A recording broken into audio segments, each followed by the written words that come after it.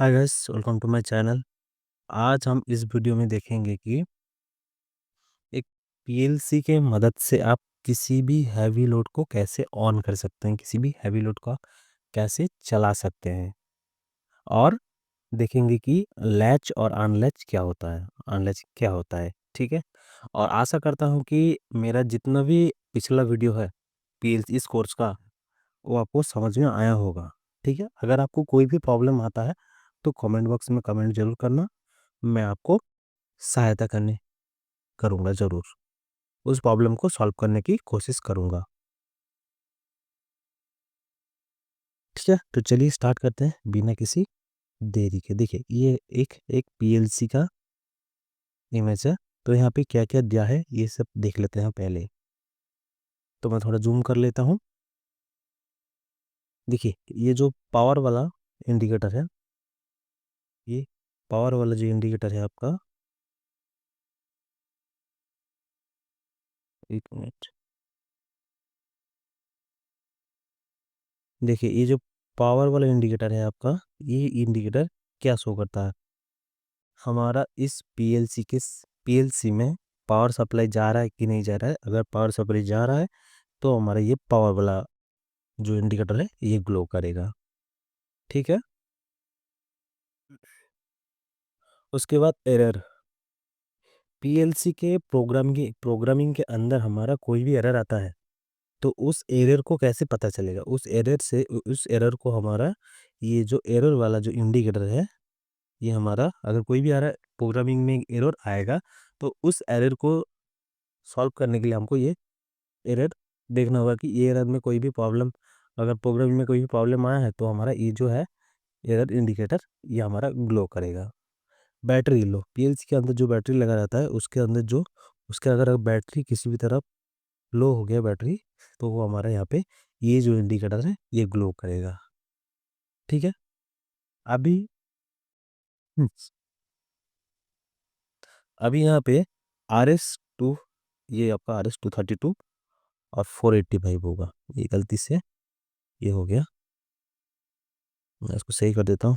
RS-232 और 485। ठीक है।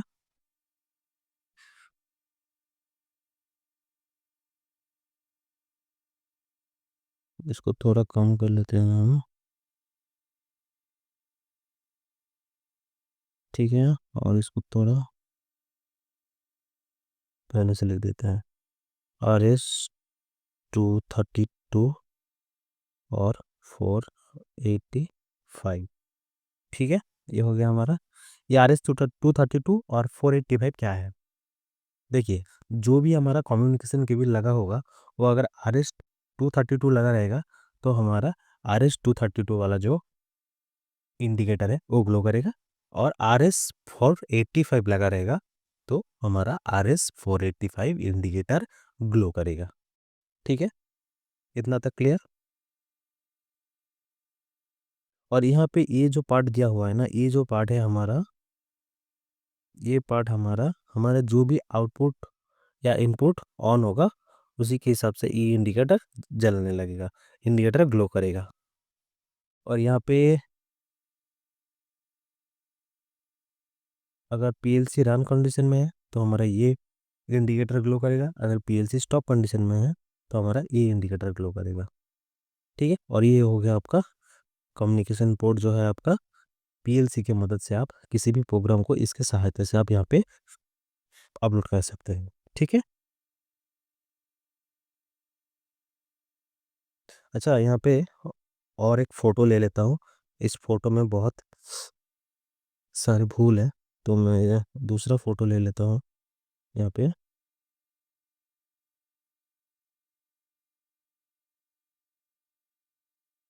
ठीक है।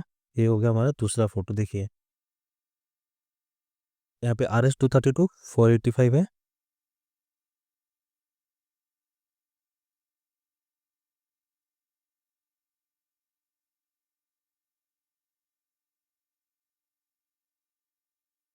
ठीक है। यहाँ पे RS-232 485, ये RS-232 485। ठीक है। और यहाँ पे देखिए इनपुट वाला सेक्शन और ये आउटपुट वाला सेक्शन, और यहाँ पे स्टॉप और रन करने के लिए एक स्विच दिया हुआ है, और ये हमारा कम्युनिकेशन पोर्ट। ठीक है, और यहाँ पे देखिए इनपुट और आउटपुट। देखिए यहाँ पे एस एस लिखा हुआ है, ये एस एस का मतलब क्या है? यहाँ पे एस एस लिखा हुआ है, मैंने पहले भी बताया था आपको। एस एस का मतलब सोर्स टाइप कनेक्शन या तो सिंक टाइप कनेक्शन। तो एस एस दिया हुआ है, तो आप क्या समझेंगे इसके अंदर कौन सा कनेक्शन करना है आपको? देखिए इस पीएलसी का, इस मॉडल का, देखिए इस मॉडल का जो भी मैनुअल है आपके पास, या इस मॉडल का जो भी मैनुअल है, उस मैनुअल में लिखा होगा कि इसको सोर्स टाइप कनेक्शन करना है कि आपको सिंक टाइप कनेक्शन करना है। और source type connection, sink type connection, ये मैंने अगले वीडियो पे बताया था कैसे करना होता है। ठीक है,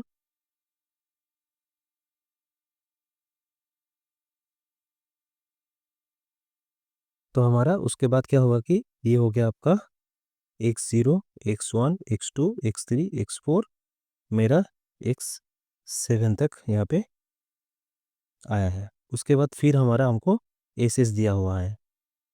ठीक है, यहाँ पे सोर्स टाइप कनेक्शन करना है कि सिंक टाइप कनेक्शन करना है, हमारा मैनुअल में लिखा होगा। फिर x10 से लेके हमारा x17 तक है यहाँ पे। ओके, देखो अभी देखो आउटपुट वाला सेक्शन, आउटपुट वाला सेक्शन में क्या होगा कि ये जो C0 लिखा हुआ है ना, इस C0 में हमारा कॉमन वाला कनेक्शन होगा।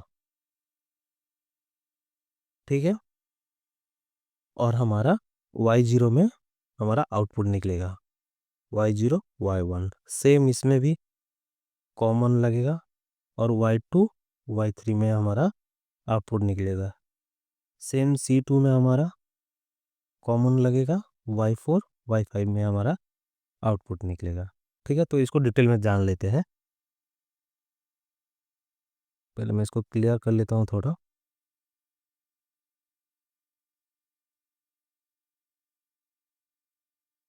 ठीक है, अभी देखो यहाँ पे मैंने यहाँ पे सोर्स या सिंक टेप कनेक्शन कर दिया, और x0 में मैंने एक पुश बटन लगा दिया। तो पुश बटन हम लगा देते हैं एक, देखिए x0 के सीरीज में मैं एक पुश बटन दे देता हूँ। ये पुश बटन हमारा एनो एलिमेंट है, एनो। ठीक है, पुश बटन। और मेरा लॉजिक जो है, मैं x0 से y1 को ऑन करना चाहता हूँ। ठीक है,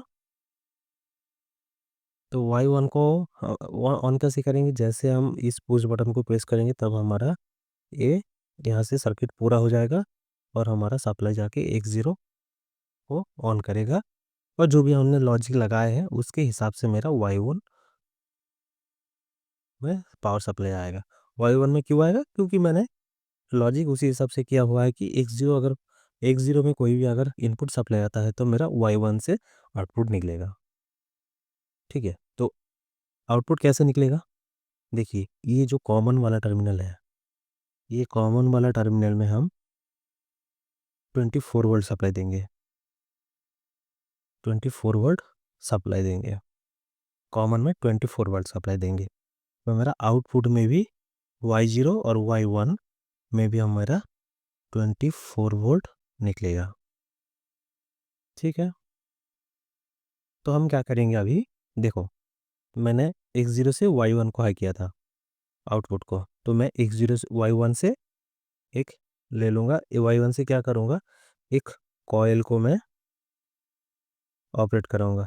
कॉयल का ये वाला पार्ट जो है आपका A1 है, और ये वाला जो पार्ट है आपका A2 है, और इसमें मैं कनेक्ट करूँगा 0 वोल्ट। ठीक है, देखिए जैसे ही मेरा ये पुश बटन प्रेस होगा तब मेरा इनपुट में सप्लाई आएगा, और जो भी मैंने ऐड किया है उस लॉजिक के हिसाब से मेरा y1 में आउटपुट में सप्लाई आएगा। तो जैसे ही हमारा y1 में सप्लाई आएगा तब हमारा ये 24 वोल्ट कॉमन में जो लगा हुआ है वो मेरा Y1 से जाने लगेगा। जाने के बाद मेरा क्या होगा, ये जो कॉइल है, ये हमारा कॉइल ऑपरेट होगा।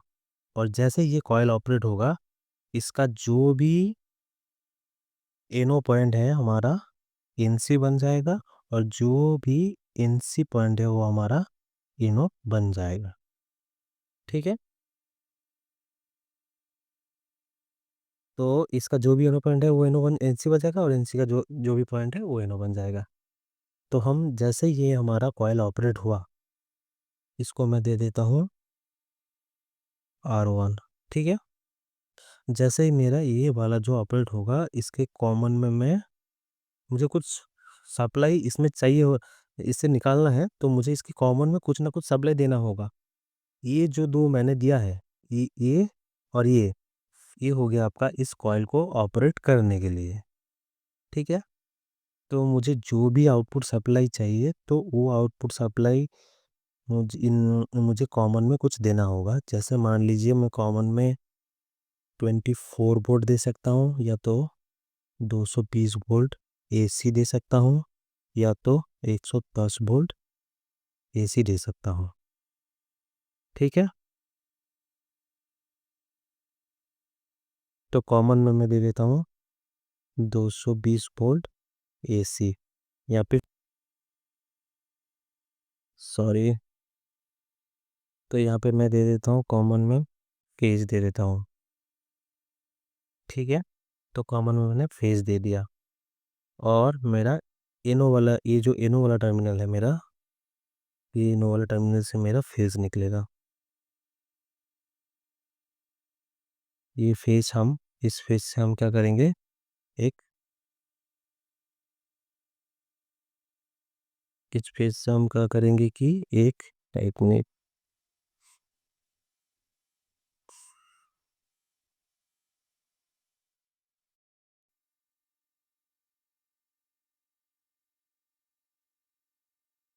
इस फेज से हम एक कॉन्टैक्टर को ऑन करेंगे। तो ठीक है, ये मेरा कॉन्टैक्टर है।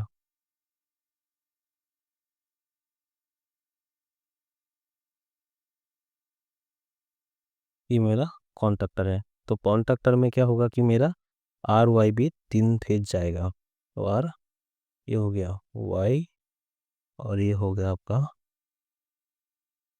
B। और उसी तरह मेरा मेरे यहाँ पे निकलेगा B, Y, और यहाँ पे R। और मेरे यहाँ पे एक इक्विपमेंट ऐड कर देता हूँ, ये हो गया हमारा एम मोटर। इसमें मैं कनेक्ट कर देता हूँ इसको।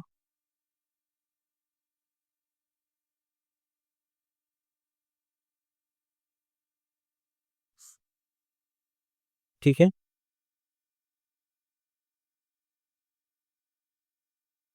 इसको मैं कनेक्ट कर देता हूँ यहाँ पे, इसको मैं कनेक्ट कर देता हूँ यहाँ पे, और इसको मैं कनेक्ट कर देता हूँ यहाँ पे। ठीक है, तो ये हमारा मोटर में सप्लाई चला गया।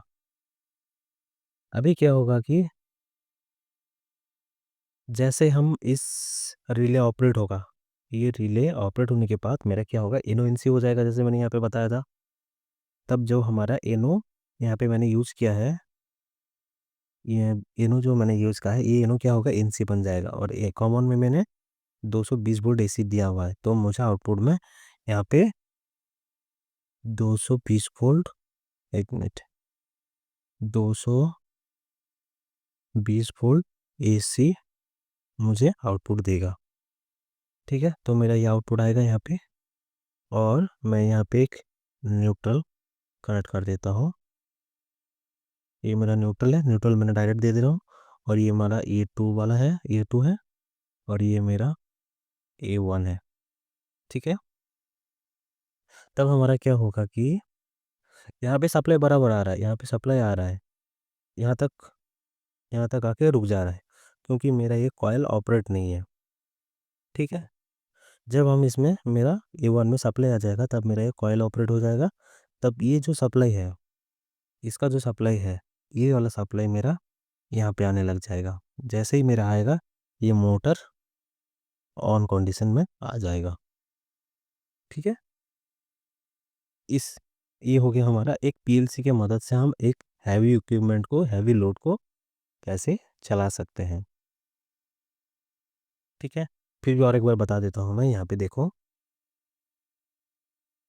ये मेरा यहाँ पे 24 वोल्ट मैंने सप्लाई दिया है और 24 वोल्ट मेरा आउटपुट मेरा निकल रहा है। निकलने के बाद मेरा ये R1 को ऑपरेट कर रहा है। R1 को ऑपरेट करने के बाद मेरा इसका जो इनो पॉइंट है, ये वाला इसका इनो पॉइंट है, ये इनो पॉइंट से मेरा एनसी बन जा रहा है। एनसी बनने के बाद मेरा इसमें कॉन्ट्रैक्टर में सप्लाई आ रहा है। तो कॉन्ट्रैक्टर में सप्लाई आने के बाद कॉन्ट्रैक्टर पिकअप होने के बाद मेरा आउटपुट यहाँ पे लोड पे जा रहा है। उसी तरह मेरा ये वाला जो मोटर है ये ऑन हो रहा है। ठीक है ना। ये हो गया आपका एक पीएलसी की मदद से आप एक इक्विपमेंट को कैसे, हैवी लोड की इक्विपमेंट को कैसे आप ऑन कर सकते हैं। ठीक है। कभी देखते हैं लैच और अनलैच कैसे होता है। देखिए, ये हो गया हमारा एक फेज और ये हो गया हमारा न्यूट्रल। ठीक है। तो मैं क्या करूँगा, अगर यहाँ से एक मोटर को कनेक्ट करूँगा तो मेरा क्या होगा, जब भी मैं इसको कनेक्ट कर दूँगा तब मेरा ये मोटर ऑन हो जाएगा। ठीक है। पर इसमें लैच कैसे करना है, देखिए, मैं यहाँ पे ले लेता हूँ एक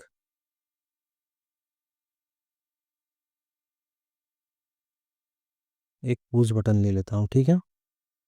और यहाँ पे मैं जोड़ देता हूँ, एक मिनट, यहाँ पे मैं जोड़ देता हूँ मोटर।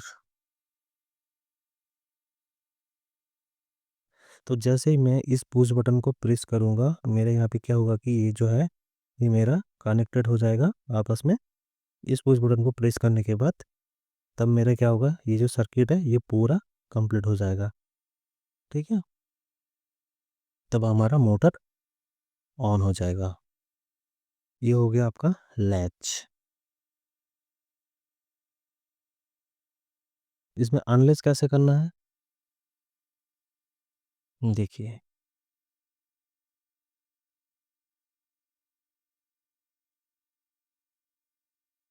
मैं इसको थोड़ा और बड़ा कर लेता हूँ।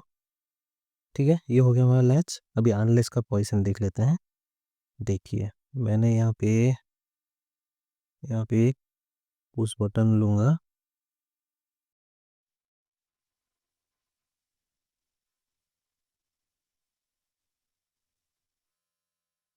पहले मैं ले लेता हूँ स्टॉप पुश बटन। ठीक है।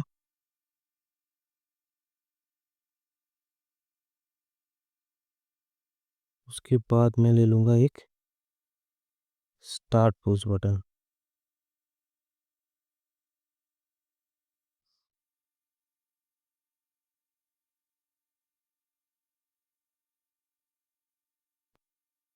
देखिए, यहाँ पे और एक चीज़ गलत मैं बोल दिया मैंने। ये लैच तभी होगा, ये वाला जो पार्ट है ये हमारा लैच तभी होगा जब हमारा इसको, देखिए, जैसे प्रेस करेंगे हमारा ऑन होगा और जैसे इसको हम छोड़ देंगे तब हमारा ये जो लोड है ये हमारा ऑफ हो जाएगा। ठीक है। तो इसको इस पुश बटन को छोड़ने के बाद भी मेरा इसको ऑन रहना चाहिए। तो कैसे होगा, मैं इस यहाँ पे एक होल्डिंग लगाऊंगा एनो का। इसका एनो इस लोड का जो एनो होगा, मतलब कॉन्ट्रैक्टर का जो एनो होगा वो एनो को हम यहाँ पे लगाएंगे।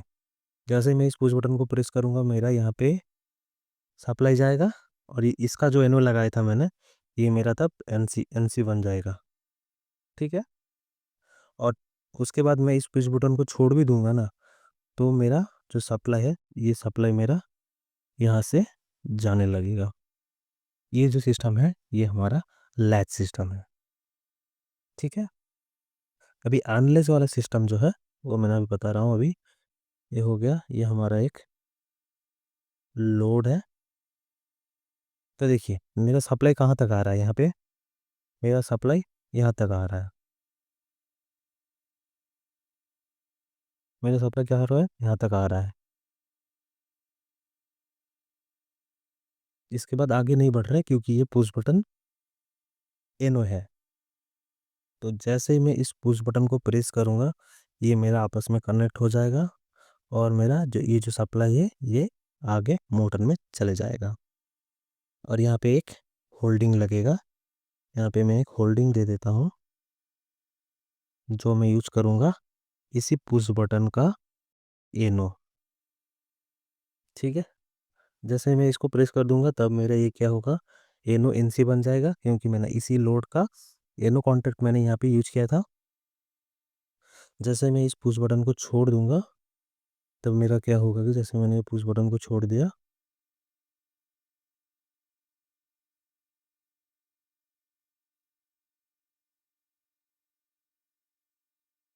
तब भी हमारा आउटपुट ऑन रहेगा, क्योंकि मैंने लैच, ये वाला जो लैच सिस्टम है, लैच वाला सिस्टम है, मैंने पहले ही बताया था आपको। तो अभी इसको अनलेस कैसे करना है, लेस का मतलब ऑन करना है, अनलेस का मतलब ऑफ करना है। तो अनलेस कैसे करना है, जैसे ही मैं इस ऑफ वाला पुश बटन को मैं प्रेस करूँगा तब मेरा ये ऑफ वाला पुश बटन क्या होगा, नीचे की तरफ आ जाएगा और ये सर्किट मेरा डिस्कनेक्ट हो जाएगा। डिस्कनेक्ट होने के बाद मेरा ये वाला जो मोटर है, ये मोटर मेरा ऑफ हो जाएगा। ठीक है, ये वाला सिस्टम जो है हमारा, इसको अनलेस कहते हैं। ठीक, अनलेच, ठीक है, या तो अनलैचिंग।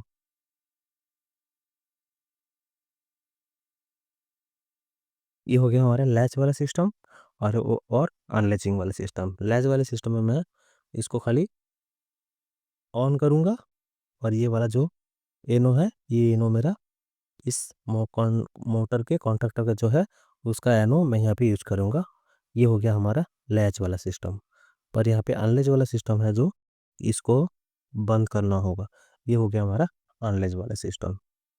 ठीक है, अगर इस वीडियो में अगर आपको समझ में नहीं आया होगा, अगर किसी भी तरह अगर प्रॉब्लम हो रहा है आपका समझने में, तो आप मुझे कमेंट ज़रूर करना।